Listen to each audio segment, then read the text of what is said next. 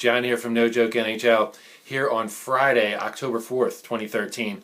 And this is our fourth day of the season. We started Tuesday night with 3 games on Tuesday and Wednesday. We had 8 games last night, and we have 6 games on the card tonight, a full 11 games tomorrow. So full swing in action now, plenty of plays on the board. Like I said, with those 3-game nights and 2-game nights, a lot of those, especially during the middle of the season, certainly take a lot of those off, as because you just really don't get enough matchups to really make anything worthwhile. You may get one play that's worth it or something like that, but generally speaking, these wide open cards provide a lot more opportunities to get down. Last night we had an exceptional night. Went 4-1 on our posted plays, profit of 10.94 units. We went 0-6, lost 7.2 units on opening night. So after just 2 nights of betting, pretty much we're above board, 3.74 units, even though we're sporting a 4-7 overall record. And like I said, if you're familiar with with what goes on here at No Joke NHL, and this is a common occurrence, we're going to end up the season with about a 40% win record, and which is going to be great because most of the prizes we're going for are priced at a price where we only have to go 33% just to break even for the season. So you can see how this kind of works. Like, that's why you have to, if you're tailing, you really have to be in for the long haul, and you really have to be disciplined. You can't double down now that we had a great night last night, and you can't pull back light because because we had a bad night opening night. So you really just have to stay focused and keen, and just keep the plays going. And like I said, the units accumulate. Like I said, my total units taken over the past 2 years combined, the 11-12 season and the 13 season, the 48-game season up to now, has been like 111 units. And like I said, that winning percentage is right around 42% historically.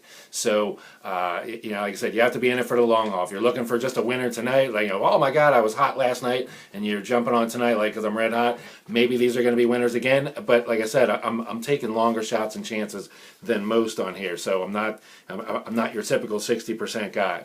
That being said, I'm extremely pleased that able to bail out of that first opening night in just one day. But keep your feet firmly planted on the ground. Like I said, this lots of people use that expression. This is a marathon. It's not a sprint. And so just like I said, after opening day, just fired back the way you're supposed to. Don't question your handicapping and things like that. It's all going to work out in the end.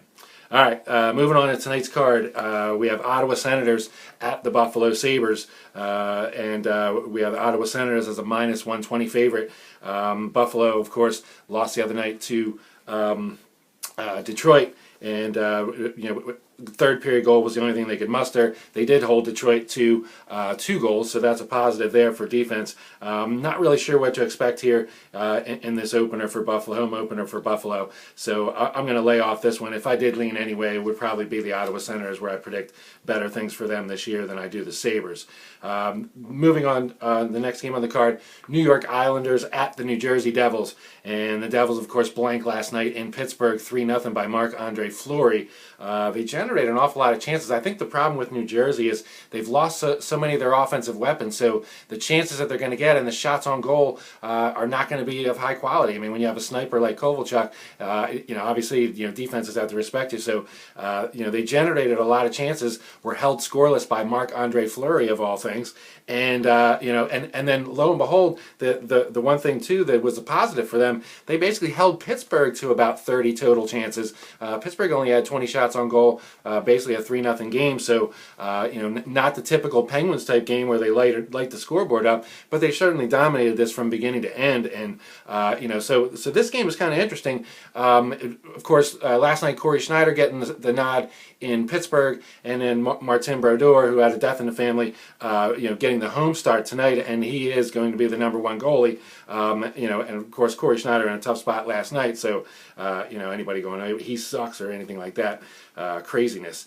So anyway, Brodeur is going to be in net tonight, and like I said, defensively, I think they played kind of admirably against Pittsburgh, and so we have this Islanders team coming in. The Islanders on a first game of a back-to-back, New Jersey on the second of a back-to-back, and so if anything, I'm looking at a low-scoring game here. We have the under 5.5 at -115, under 4.5 at a juicy plus 260 on 5 dimes. So I'm definitely on the under here in this game. Like I said, I think the back-to-back New Jersey is going to be a little sluggish. I think Brodeur in net, in the home opener. I think this is just breathing low scoring. Hopefully it stays that way. And like I said, with the Islanders having a game tomorrow as well, so I don't think they'll be going. Not that they're not going to go full tilt. This is the opener, and they certainly will. But you understand what I'm saying. They have another game tomorrow night. So if things get bad, if New Jersey gets up 2-0, 3-0, then I'm certain the Islanders are going to coast a little bit, knowing that they have a game tomorrow night instead of expending a bunch of energy to get back. So that's why that's a good angle there. So like I said, I'm playing the under there, under 5.5 -115. The main play, I'm probably going to put some money on the under 4.5, but I'm going to make the 5.5 the official play.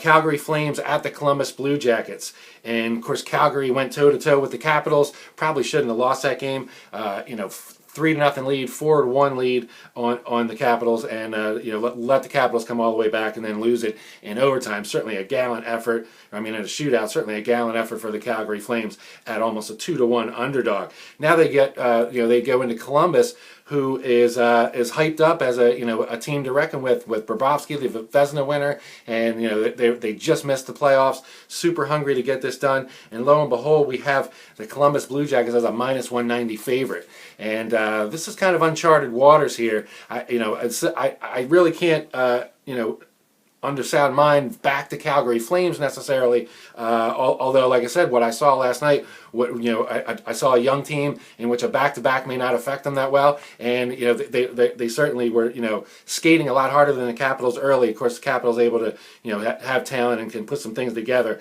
and that's what they did, especially if they got Holtby out, who was a little shaky as well. So this price is a little inflated, and if I was going to go any way, I would have to take the Calgary Flames here, and I'm almost positive if I see steam coming in on Columbus and they get over 200, and I can get Calgary at plus 170 or better, I will certainly tweet out that I'm going to be doing that, because that seems like a solid move.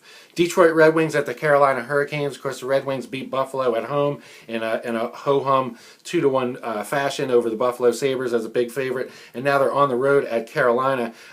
Detroit Red Wings anywhere from pick'em to a -120 favorite here at Carolina. You have to think Carolina is a little undervalued. Stuckey tweeted out that he felt they were undervalued along with several other teams, and I kind of have to agree with him there.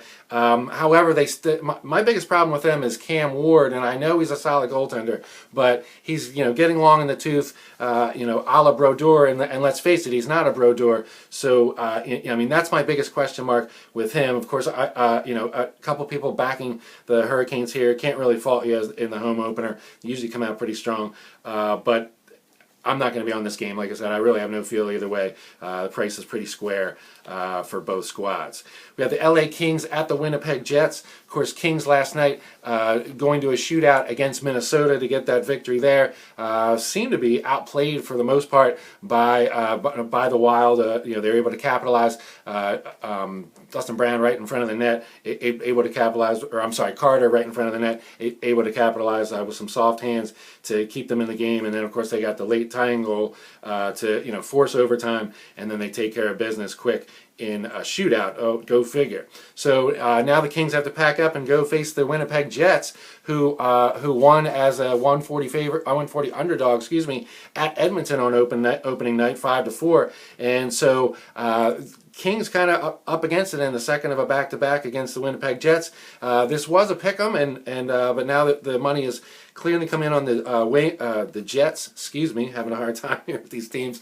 They're -120 at bookmaker I've seen them as high as 126. Certainly everybody is going to the windows on Winnipeg, and I kind of feel it's the right side here. Like I said, Kings in a tough spot to get it done, and the Jets certainly looked okay the other night against Edmonton, putting 5 goals on the board. The final game on the card: Nashville Predators at Columbus. See, I'm really having a tough time.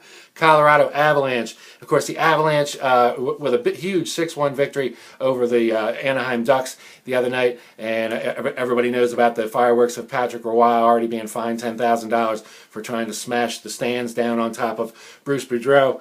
A little bit of an overreaction, but basically that's the kind of intensity that this team is going to bring to the table. That behavior by Roy, although it made him $10,000 lighter, is certainly going to put people in the seats. Certainly going to get the team to notice, and that intensity should wear off, unless of course he throws a row of lockers down on somebody because they didn't do something. But you kind of get my point. So Colorado is going to be a little different. So pretty much the history between these two teams has been rather tight.